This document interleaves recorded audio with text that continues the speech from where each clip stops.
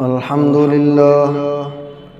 لله وكفى وسلام على عباده الذين اصطفى أما بعد فأعوذ بالله من الشيطان الرجيم بسم الله الرحمن الرحيم وبشر الذين آمنوا وعملوا الصالحات أن لهم جنات تجري من تحتها الأنهار كلما رزقوا منها من ثمرة رزقا قالوا هذا الذي رزقنا من قبل وأتوا به متشابها ولهم فيها أزواج مطهرة وهم فيها خالدون إن الله لا يستحيي أن يضرب مثلا ما بعوضة فما فوقها فأما الذين آمنوا فيعلمون أنه الحق من ربهم وأما الذين كفروا فيقولون ماذا أراد الله بهذا مثلا يضل به كثيرا ويهدي به كثيرا وما يضل به إلا الفاسقين آمنت بالله صدق الله مولانا العظيم۔ میرے محترم بزرگوں اور دینی بھائیوں، جیسا کہ آپ سب کو معلوم ہے کہ سورۃ البقرہ کا تفسیری بیان آپ کے سامنے چل رہا ہے۔ آج جو میں نے آیت آپ کے سامنے تلاوت کی وہ سورۃ البقرہ کی 25-26ویں آیت ہے۔ گزشتہ آیتوں میں اللہ تبارک و تعالیٰ نے فرمایا تھا کہ وَإِن كُنتُمْ فِي رَيْبٍ مِّمَّا نَزَّلْنَا عَلَىٰ عَبْدِنَا، اور اگر تم اس قرآن پاک کے بارے میں شک کرتے ہو تو کوئی ایک صورت اس جیسا لا کر تو دکھاؤ، اور اب تمہارے جتنے بھی سردار ہیں سب کو بلا لو۔ فَإِن لَّمْ تَفْعَلُوا، پھر اگر تم ایسا نہ کر سکو، وَلَن تَفْعَلُوا، اور کر بھی نہیں سکتے، تو فَاتَّقُوا النَّارَ الَّتِي وَقُودُهَا النَّاسُ، تو اس آگ سے ڈرو جس کا ایندھن انسان اور پتھر ہے، اُعِدَّتْ لِلْكَافِرِينَ، جو کافروں کے لیے تیار کی گئی۔ تو قرآن کریم کو ماننے والے اور نہ ماننے والے یہ دو قسم کے لوگ ہو گئے۔ ایک تو وہ لوگ تھے جو قرآن کریم کو نہیں مانتے تھے، تو اس کے لیے تو اللہ تبارک و تعالیٰ نے پچھلی آیت میں کیا فرما دیا کہ ان کے لیے جہنم کا عذاب ہے، اُعِدَّتْ لِلْكَافِرِينَ، جو صرف انکار کرنے والوں کے لیے تیار کی گئی۔ اب سوال پیدا ہوتا ہے کہ جو نہ ماننے والے تھے ان کے لیے جہنم کا عذاب ہے، آگ ہے، تو پھر ماننے والوں کے لیے کیا ہے؟ تو اللہ تبارک و تعالیٰ اگلی آیت میں یہی بتا رہے ہیں کہ جو لوگ قرآن کریم کو ماننے والے ہیں آپ ایسے لوگوں کو خوشخبری دے دیجئے۔ کس چیز کی؟ ایسے باغ کی جس کے نیچے نہریں بہتی ہیں، یعنی جنت کی خوشخبری دے دیجئے۔ تو سب سے پہلے میں تو آپ کے سامنے 25ویں آیت کا ترجمہ پیش کرتا ہوں، امید ہے کہ ترجمے سے ہی بات سمجھ میں آ جائے گی۔ اللہ تبارک و تعالیٰ فرماتے ہیں وَبَشِّرِ الَّذِينَ آمَنُوا وَعَمِلُوا الصَّالِحَاتِ أَنَّ لَهُمْ جَنَّاتٍ تَجْرِي مِن تَحْتِهَا الْأَنْهَارُ، اور خوشخبری دے دیجئے ان لوگوں کو جو ایمان لائے اور اچھے کام کیے کہ ان کے واسطے باغ ہیں کہ بہتی ہیں ان کے نیچے نہریں، یعنی نہریں بہتی ہیں۔ آپ نے دیکھا ہوگا کہ جو لوگ گھومنے کے لیے جاتے ہیں شملہ، نینی تال یا اور جگہ، وہ کیوں جاتے ہیں؟ جھرنے کے پاس کیوں جاتے ہیں؟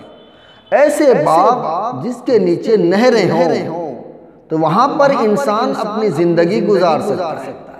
بھائی باغ میں سے پھل توڑو کھاؤ، پیاس لگے نہر میں سے پانی لو پی لو، اور وہ جو منظر ہوتا ہے بہت خوشنما ہوتا ہے۔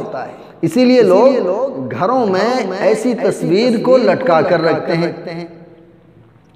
تو اللہ تبارک و تعالیٰ نے جنت کے بارے میں جو بتایا کہ جس کے نیچے نہریں جاری ہوں گی، سوچئے کتنا خوشنما منظر ہوگا۔ آگے کہتے ہیں کلما رزقوا منها من ثمرة رزقا، جب ان کو وہاں کا کوئی پھل کھانے کے لیے دیا جائے گا تو کہیں گے قالوا هذا الذي رزقنا من قبل وأتوا به متشابها، تو وہ کہیں گے کہ یہ تو وہی پھل ہے جو ان سے پہلے ہم کھا چکے ہیں، اور ان کو ایک جیسے پھل پیش کیے جائیں گے۔ وَلَهُمْ فِيهَا أَزْوَاجٌ مُطَهَّرَةٌ وَهُمْ فِيهَا خَالِدُونَ، اور ان کے لیے وہاں پر عورتیں ہوں گی بہت پاکیزہ، اور وہ اس میں ہمیشہ رہیں گے۔ یہ تو 25ویں آیت کا ترجمہ ہوا۔ اللہ تبارک و تعالیٰ نے جنت کی نعمتوں کے بارے میں اس آیت میں ذکر کیا کہ جب وہاں پر ان کو کوئی پھل کھانے کے لیے دیا جائے گا تو وہ کہیں گے کہ بھئی یہ تو پھل ہم کھا چکے ہیں، چاہے وہ دنیا میں کھا چکے ہوں یا اس سے پہلے کھا چکے ہوں، لیکن جب وہ ذائقہ چکھیں گے تو زمین اور آسمان کا فرق ہوگا۔ جو پھل یہاں پر ہم دنیا میں کھاتے ہیں وہی پھل جنت میں ملے انسان کو، تو یہاں کا اور جنت کا پھل میں زمین آسمان کا ذائقے میں فرق ہوگا۔ تو وہ کہیں گے کہ یہ تو وہی ہے جو ہم ان سے پہلے کھا چکے ہیں، اور ان کو ایک جیسے پھل پیش کیے جائیں گے، اور ان کے لیے وہاں پر پاکیزہ مطہرہ عورتیں ہوں گی، حوریں ہوں گی۔ اب وہ پاکیزہ چاہے عادت و اخلاق کے اعتبار سے ہو، آج آپ دنیا میں ہماری بھی بیویاں ہیں، آپ کی بھی ہیں، عورتیں ہیں، عورتوں کے اندر جو خوبصورتی ہوتی ہے وہ دو قسم کی ہوتی ہے۔ ایک تو سیرت کا اچھا ہونا، خوبصورت ہونا، اخلاق کا خوبصورت ہونا، کردار کا خوبصورت ہونا۔ ایک خوبصورتی ظاہری طور پر ہوتی ہے جس سے انسان کا دل خوش ہوتا ہے دیکھ کر، لیکن جنت کی جو عورتیں ہوں گی، جو حوریں ہوں گی، وہ ظاہری طور پر بھی خوبصورت ہوں گی اور باطنی طور پر بھی خوبصورت ہوگی، ان کا کردار بھی ٹھیک ہوگا۔ اور ایک خوبصورتی یہ بھی ہے کہ وہاں کی جو عورتیں ہوں گی وہاں دنیا کی عورتوں کی طرح حیض، نفاس، گالی گلوچ، ان تمام چیزوں سے وہ پاک ہوں گی۔ تو اللہ تبارک و تعالیٰ نے ان کے لیے مطہرہ کا لفظ استعمال کیا، اور وَهُمْ فِيهَا خَالِدُونَ، اور وہ اس میں ہمیشہ رہیں گے۔ بھائی آج ہم گھومنے کے لیے کہیں پر جاتے ہیں، 1 گھنٹے کے لیے، 1 دن کے لیے، 5 دن کے لیے، 10 دن کے لیے، لیکن ایک وقت متعین ہوتا ہے کہ اتنے دنوں میں ہمیں واپس بھی آنا ہے، ہمارا ٹور ختم ہو جائے گا۔ لیکن جو انسان جنت میں پہنچ گیا واپس آنے کا کوئی سوال ہی پیدا نہیں ہوتا۔ اللہ تبارک و تعالیٰ نے ان کے لیے فرمایا کہ وَهُمْ فِيهَا خَالِدُونَ، وہ اس میں ہمیشہ رہیں گے۔ آگے اللہ تبارک و تعالیٰ 26ویں آیت میں ان لوگوں کا ذکر فرما رہے ہیں جو قرآن کریم پر یہ اعتراض کر رہے تھے۔ ایک تو قرآن کریم کا سرے سے انکار کرنے والے تھے، انکار کرنے کے ساتھ ساتھ وہ دلیل دیتے تھے۔ کیا دلیل دیتے تھے؟ جو مخالفین حضرات تھے وہ یہ کہتے تھے کہ بھائی قرآن کریم اگر اللہ تبارک و تعالیٰ کا کلام ہے تو پھر اس میں چھوٹی موٹی چیزوں کا ذکر کیوں ہے؟ بھئی اگر بادشاہ کا کلام ہے، شہنشاہ کا کلام ہے تو ان میں اچھی باتیں ہونی چاہیے۔ وہاں پر تو مچھر کا ذکر ہے، مکھی کا ذکر ہے۔ جیسے 17ویں پارے میں ہے یا ایھا الناس ضرب مثل فاستمعوا له ان الذين تدعون من دون الله لن يخلقوا ذبابا۔ اللہ تبارک و تعالی نے وہاں پر مکھی کا ذکر کیا۔ تو اللہ تبارک و تعالی ایسے ہی لوگوں کو اس آیت میں جواب دے رہے ہیں کہ دیکھو یہ کلام تو اللہ تبارک و تعالی کا ہی ہے۔ اللہ تبارک و تعالی اس بات سے بالکل بھی نہیں شرماتا کہ وہ اپنے کتاب میں، اپنے کلام میں ایسی مثال پیش کریں، چاہے وہ مچھر کی ہو، چاہے وہ مکھی کی ہو۔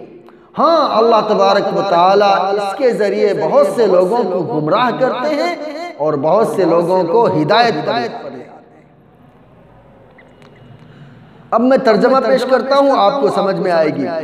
ان اللہ لا یستحیی ان یضرب مثلا ما بعوضۃ فما فوقها۔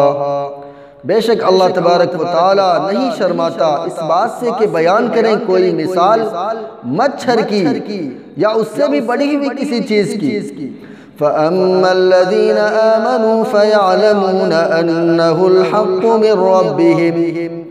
بہرحال جو لوگ ایمان لاتے ہیں، ایمان لے آنے والے لوگ وہ یہ کہتے ہیں، وہ یہ جانتے بھی ہیں کہ یہ ان کے رب کی جانب سے بالکل صحیح اور سچی بات ہے، حق بات ہے، ان کی رب کی جانب سے نازل ہوا۔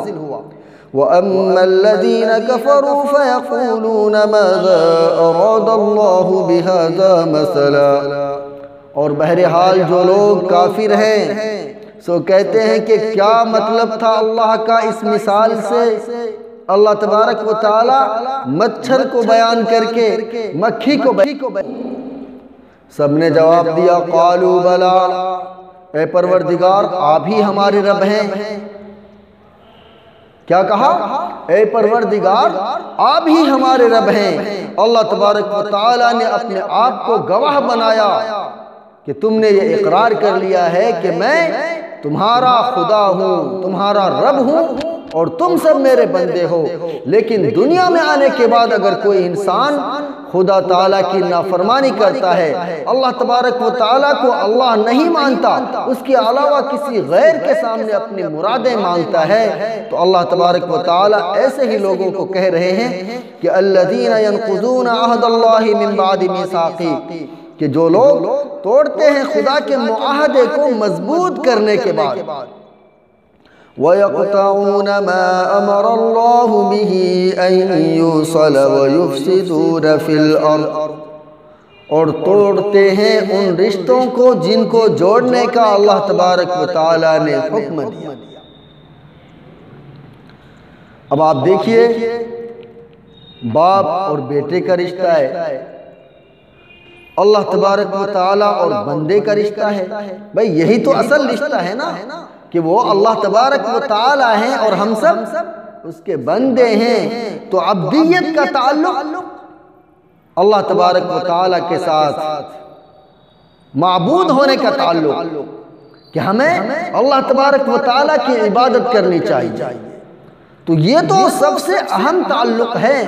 لیکن ان کے علاوہ ظاہری طور پر دنیا میں جو اسباب ہیں، جیسے باپ اور بیٹے کا تعلق ہے، دوست کا تعلق ہے، پڑوسی کا تعلق ہے، رشتہ داروں کا تعلق ہے، جن رشتوں کو اللہ تبارک و تعالی نے جوڑنے کا حکم دیا، ایسے لوگ ان رشتوں کو توڑتے ہیں۔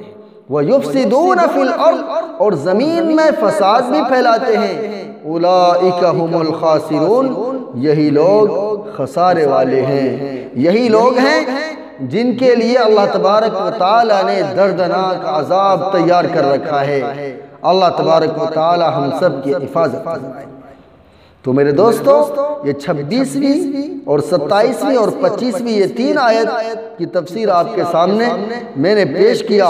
اللہ تبارک و تعالی نے 25ویں آیت میں تو بشارت دی مومنوں کو، پھر 26ویں آیت میں بیان کیا کہ جو لوگ اعتراض کرنے والے تھے، اللہ تبارک و تعالی نے ان کو مخاطب کر کے فرمایا کہ اللہ تبارک و تعالی بالکل نہیں شرماتا کہ وہ مکھی کی مثال بیان کریں یا مچھر کی مثال بیان کریں یا اس سے بھی گئی گزری کسی چیز کی مثال بیان کریں، کیونکہ جس ممثل لہو جس چیز کی مثال بیان کی جا رہی ہے تو اسی کے جیسا مثال بھی پیش کی جائے گی۔